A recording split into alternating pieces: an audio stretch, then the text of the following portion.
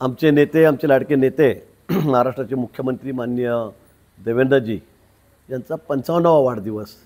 तिसऱ्यांदा ते मुख्यमंत्री या ठिकाणी झालेले आहेत आणि म्हणून अतिशय साधेपणाने, खरं म्हणजे देवेंद्रजींना हे कधीच अपेक्षित नव्हतं इतक्या वर्षामध्ये की वाढदिवस, मग पोस्टर बॅनर, पेपरमध्ये ॲड, टी व्हीवर ॲड, हे त्यांना कधीही अपेक्षित नाही, अभिप्रेत नाही.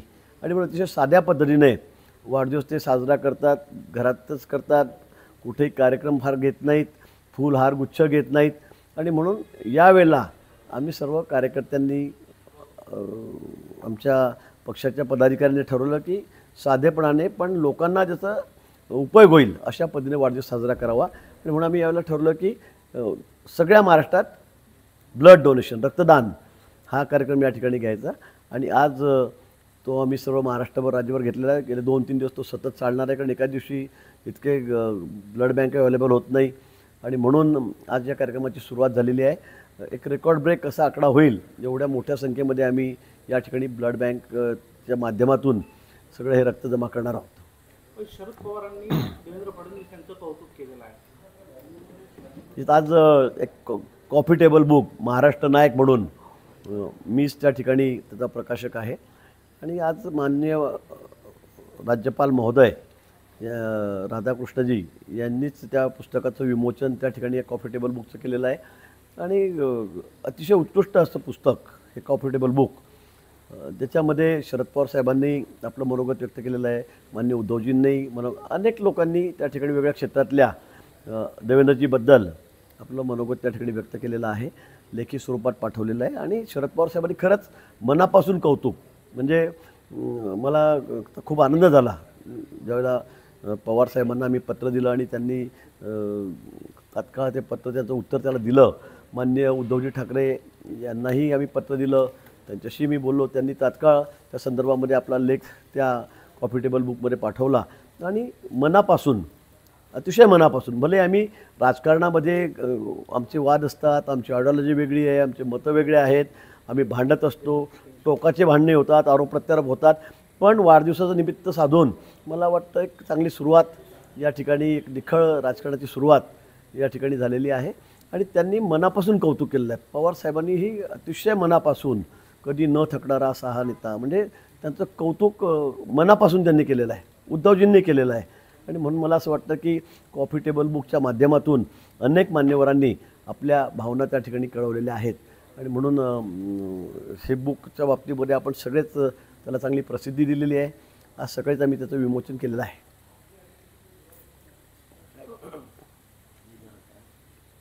माणिकराव कोकाटे साहेबांच्या एक पत्रकार परिषद झाली, त्यामध्ये त्यांनी सांगितलं की मी रमी मला खेळताही येत नाही, माझे आरोप सिद्ध झाले तर पुढील अधिवेशनामध्ये मी राजीनामा देईन.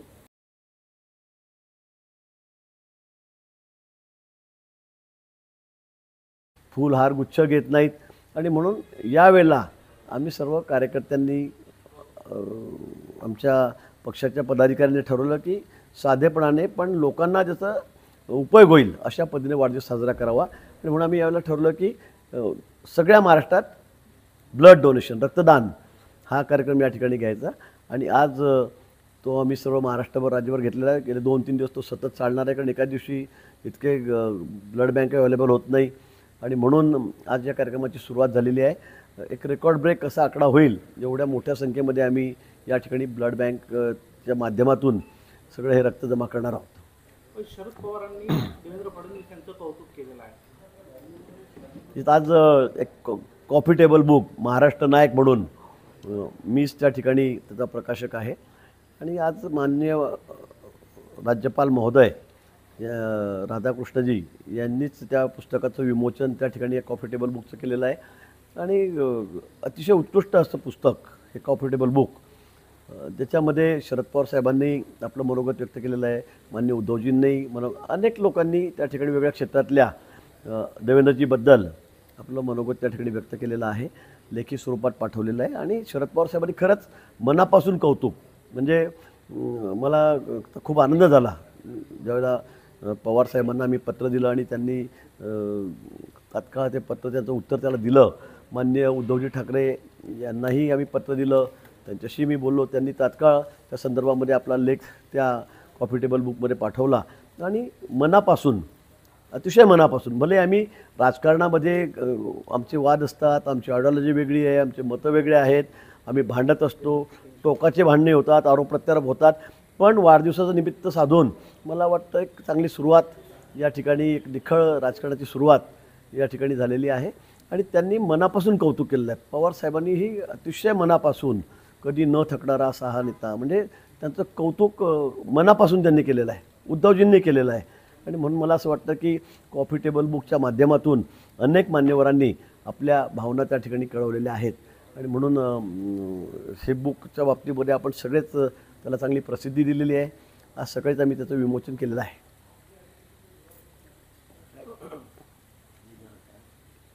माणिकराव कोकाटे साहेबांची एक पत्रकार परिषद झाली. त्यामध्ये त्यांनी सांगितलं की मी रमी मला खेळताही येत नाही, माझे आरोप सिद्ध झाले तर पुढील अधिवेशनामध्ये मी राजीनामा देईन. पण त्यानंतर बोलता बोलता ते असे बोलून चुकले की बा शासन भिकारी आहे पण शेतकरी भिकारी नाही. यावरून पुन्हा टीका खूप मोठ्या प्रमाणात होतं. काय सांगाल? नाही, मी आता सकाळपासून राज्यपाल महोदयांकडे या पुस्तक विमोचनामध्ये होतो, नंतर लगेच एअरपोर्टला आलो, मग एक दीड तास तिथे स्लॉट मिळाला नाही म्हणून विमानातच बसून होतो आणि नंतर आता इथे वर्ध्याला कार्यक्रमाला आलेलो आहे. खरं म्हणजे कार्यक्रम संपून गेला आहे, पावसामुळे जर थोडीशी अडचणी झाली, पण या बाबतीत मी काही ऐकलेलं नाही, ऐकल्यानंतर मी बोलू शकेल. कल्याणमधील रुग्णालयामध्ये एका मराठी रिसेप्शनिस्टला मारहाण झालेली आहे, परप्रांतीय ही मारहाण दिल्याची बोलण्यात आली. नाही, मला याविषयी कल्पना नाही, माहिती म्हणून मी बोलेन. साहेब, आज सामना अग्रलेखावर तुम्ही सकाळी भेट दिलेला आहे, मात्र सातत्याने वारंवार तोच विषय येऊन झाला, हनी ट्रॅप. आता सांगितलं जातं आहे की 5 मंत्री आहे, महायुतीचे काही आमदार किंवा खासदारांचा समावेश असल्याचं सांगितलं होतं. मला वाटतं या लोकांच्या मागे, विरोधी पक्षाच्या मागे जनाधार राहिलेला नाही, ज्यांना कोणी लोक आता मतदान करायला तयार नाहीत. एवढ्या मोठ्या बहुसंख्येने लोकांनी आम्हाला निवडून दिलं. माननीय देवेंद्रच्या नेतृत्वाखाली अतिशय झपाट्याने, वेगाने आम्ही पुढे जातो आहोत आणि त्यामुळे आता यांना सांगायला म्हणायला काहीच राहिलेलं नाही. 2.5 वर्षाच्या काळामध्ये यांनी काही बोंब पाडली नाही आणि म्हणून आता सरकारला बदनाम कसं करायचं तर यांच्याकडे हा एकच विषय आहे. एखादा माणूस कुठल्या तरी तालुक्यात, गाव कुठे असेल, तो कुठे काय व्यभिचार करतो आहे, वाईट वर्तन करतो आहे, त्याचा आरोप सरकारवर फोडायचा, सरकारला बदनाम करायचं. तुमच्याजवळ आहे तर तुम्ही आणा ना समोर. बडबड का करतायत फालतू, मला कळत नाही. कशासाठी तुम्ही असं करतायत? उन्हाकडे सगळ्यांनाच बदनाम करायचं, लोकांमध्ये संभ्रम निर्माण करायचा. तुमच्याकडे काय पुरावा आहे, कुठलं स्कॅन्डल चाललेलं आहे, काय चाललेलं आहे, तुम्ही आणा ना, समोर ठेवलं पाहिजे. मला समजा ते विधानसभेमध्ये यायचं, तिथे काहीतरी दाखवायचं, ही क्लिप माझ्याकडे आहे, हा पेनड्राईव्ह माझ्याकडे, मग द्या ना अध्यक्षांकडे, तर बघू द्या, हो द्या सोक्षमोक्ष. पण काहीतरी सरकार याच्यामुळे आलं, 4 आमदारांचं हे होतं, 5 खासदारांचं हे होतं, या नुसत्या बाष्पळ गोष्टी करू नये. आणि लोक त्यांना कंटाळलेले त्या अशा गोष्टींना. त्यामुळे काय असेल, चांगल्या 4 गोष्टी करा, राज्याच्या हिताच्या महत्त्वाच्या गोष्टी करा, लोकांच्या हिताच्या गोष्टी करा. ते दिलं सोडून सकाळपासून काहीतरी फालतू बकबक करायची, अश्लील बोलायचं, एवढाच त्यांचा धंदा राहिलेला आहे. तर लोढाच्या संदर्भात SIT स्थापन करण्याची मागणी खडसेंनी केली आहे. अहो, झाली ना त्याच्यावर कारवाई, एवढ्या कारवाया झाल्या. आता मी ऐकत होतो 1, 2, 3 गुन्हे कसे दाखवले. आता त्या वेगवेगळ्या ठिकाणच्या महिला आहेत, त्यांनी जर येऊन पुढे येऊन जर त्याच्या पुण्यामध्ये असतील, कुठे मुंबईत असेल, कुठे काय असेल, नाशिकला, पण त्या ठिकाणी जर कोणी कंप्लेंट असेल, महिला गुन्हे दाखल होतील ना. तुम्हाला काय एवढा पोटसूळ आहे? आणि खडसेंचं मला वाटतं खरं तर त्यांच्याबद्दल मी बोलणार नाही आहे, कारण त्यांचं मानसिक संतुलन खरंच बिघडलेलं आहे.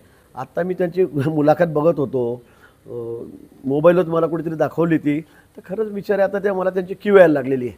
म्हणजे मला राग येत नाही त्यांचा, क्यू यायला लागलेली आहे. याच्या नावावर एवढ्या प्रॉपर्टी, माझे सगळे उत्तरे तपासून घ्या, माझं काहीच म्हणणं नाही. माझ्या मुलीच्या जावयाचं का आता हे म्हणता मी काय करावं? तुमचा जावई 3 वर्ष राहून आला ना जेलमध्ये, आपल्याला वाटत नाही थोडीफार? काहीच वाटत नाही? आपल्यावर किती गुन्हे आहेत? 136 कोटी रॉयल्टी चोरल्याचे गुन्हे आपल्यावर आहेत, त्याची तुम्हाला काही जाज वाटत नाही? तुमचा तो भोसरी प्रकरणातला MIDCचा प्रकरण, तुम्ही काय करतात? खाली चोऱ्या माऱ्या करतात, डाके टाकतात आणि वर दिल्लीला जाऊन अक्षरशः आडवे पडून पायावर पडतात तिथे आमच्या नेत्यांच्या, आणि त्यांच्याकडून इथे सूट मिळवून घेतात किंवा काहीतरी स्टे करून घेतात. आणि म्हणून सगळा प्रकार चाललेला आहे. माफ करा, माफ करा, माफ करा, हा धंदा त्यांचा चाललेला आहे. पण मला खरंच त्यांची आता क्यू यायला लागलेली आहे. ते इतके वाशपळ बडबड करतायत, लाईन सोडून बडबड करतायत.